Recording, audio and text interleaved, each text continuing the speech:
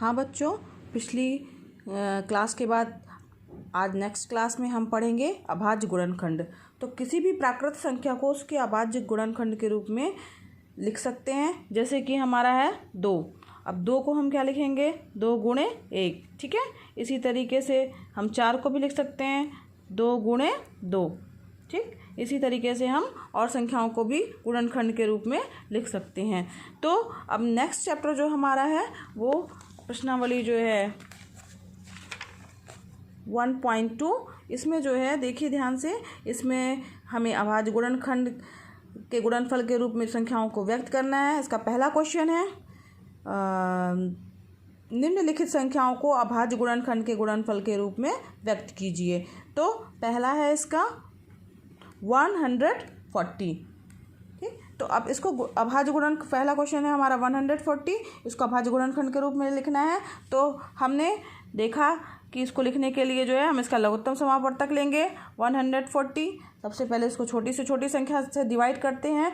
तो 2 से जाएगा हमारा 2 सत्ते 14, 70 हो गया, ठीक। फिर 2 से जाएगा ये, तो 2 3 6, 2 5 10, फिर जो है अब 35 जो है वो 200 तो जाएगा नहीं। अब इसके बाद 3 से देखते हैं, तो क्या ये 3 से जाएगा? 3 टेबल में भी 35 नहीं आता है।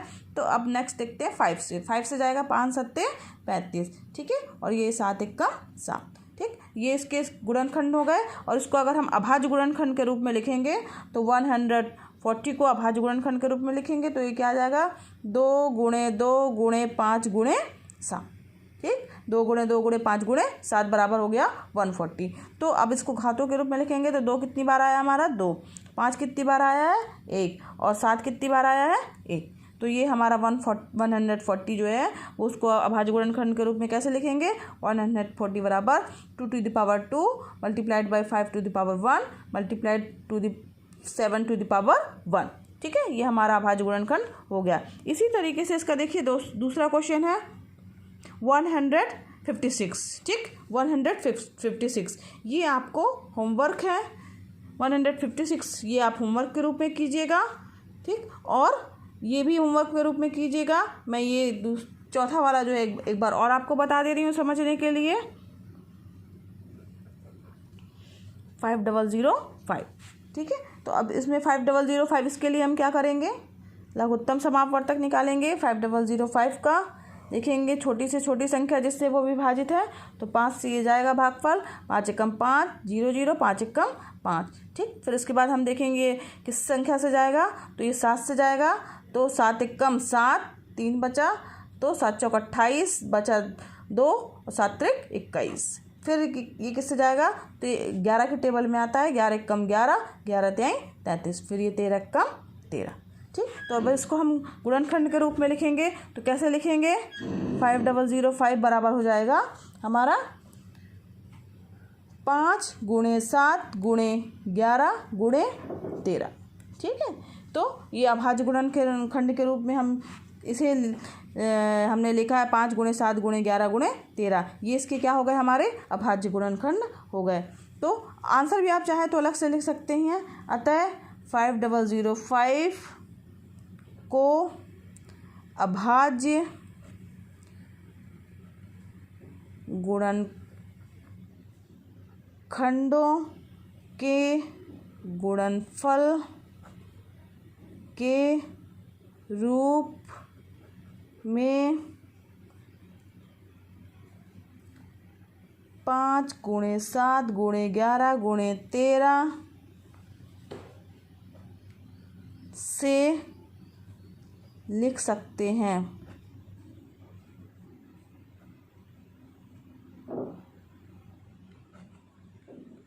ठीक, ये आपका हो गया आंसर।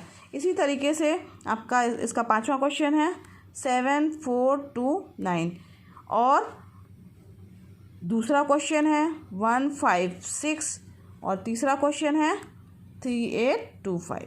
ये तीनों जो है आपके क्या है? होमवर्क। इसको होमवर्क के रूप में कीजिएगा, ठीक है। इसके बाद इस प्रश्नावली का दूसरा क्वेश्चन है पूर्णांकों के निम्नलिखित युग्मों के एचसीएफ और एलसीएम ज्ञात कीजिए तथा इसकी जांच कीजिए कि दो संख्याओं का गुणनफल बराबर एचसीएफ गुणे एलसीएम है। ठीक, तो इसका दूसरे का जो है वो पहला क्वेश्चन है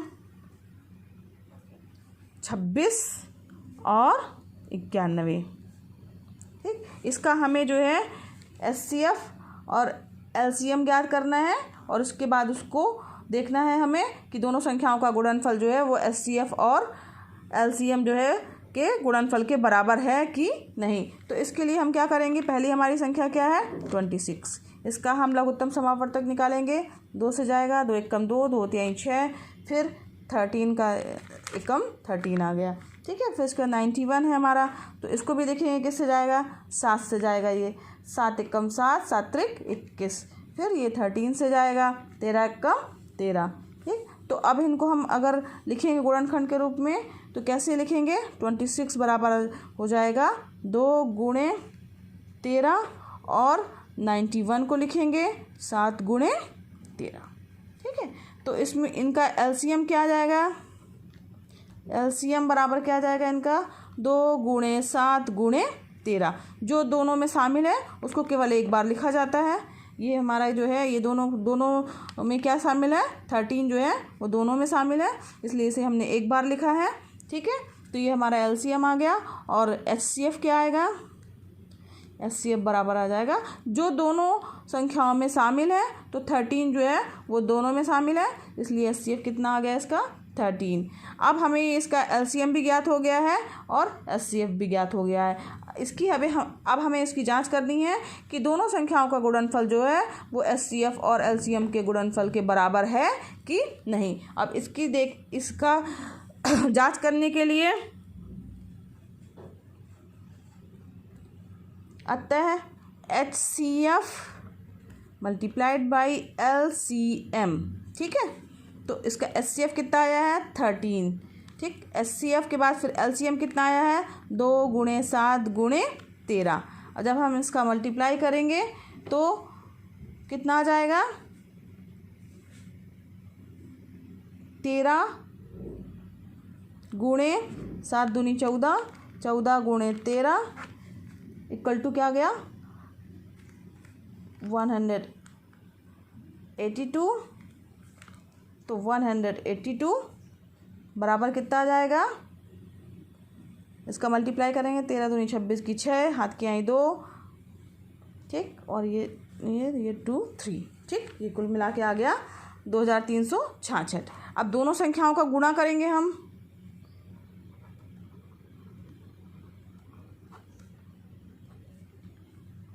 का गुणा। संख्याएं कौन कौन सी हमारी 26 और दूसरी संख्या क्या है 91। ठीक, इनका जब गुणा करेंगे तो 26 गुणे 91 करके देखिए कितना आ रहा है, तो 26 गुणे 91 करेंगे तो वो भी हमारा कितना आएगा 2366। ठीक है, इसको करके देख लीजिएगा। तो ये अब हमें इससे क्या पता चल रहा है कि इससे क्या निष्कर्ष निकल रहा है कि जो हमारी सत्यता की जांच है वो एकदम सही है, यानी एचसीएफ संख्याओं का गुणनफल अतः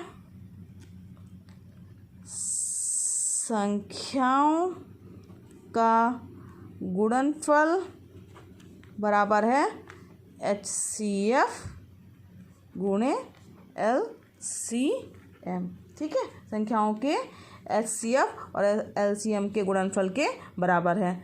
इसी तरीके से इसका दूसरा सवाल है 510 और 92।